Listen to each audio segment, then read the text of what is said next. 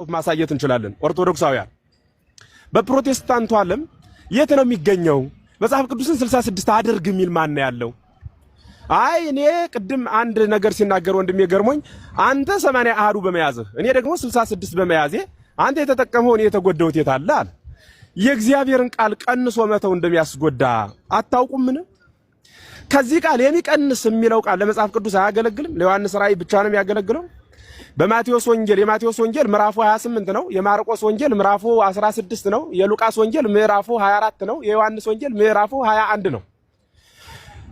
እኒ አሁን የደመርኳቸው ወደ 89 ምዕራፍ የሚሆኑ መጽሐፍት አጠቃላይ በተስማምተን 89 ከሚሆን ጎደሎ ቁጥር ወይ 90 እናድርገው ወይ 11 ጨምረን 100 እንሙለው ቢባል ይፈቀዳል? ይቻላል? ይገባልስ? ስልክ ኦኬ ይገባል ወይ? ይቻላል? እንዲያ ማድረግ አይቻልም። ምን ችግር አለው ብንጨምረው የሚባል ነገር የለም። የሰጡንን እንይዛለን። ምክንያቱም በሰጡን እነሱ መንግስተ ሰማያት ስለገቡ የሰጡንን ከያዝን እነሱ ከሄዱበት መንግስተ ሰማያት እንገባለን። የሰጡንን ከቀነስ ነው ግን የቀነሱ ገሃነም ስለወረዱ እንደቀነሱት እኛም ገሃነም እንወርዳለን። ያህ እንዳይሆን የቤተ ክርስቲያንን መጻሕፍት ቆጥሮና ሰፍሮ ያስረከበን ማን ነው? ከማን ነው የተረከብነው? አባት የሌለው ልጅ የለም። አባት የሌለው ልጅ የለም። ካለም ሌላ ነው። እኛ አባቶቻችን ስላሉን የአባቶቻችን ልጆች ነን።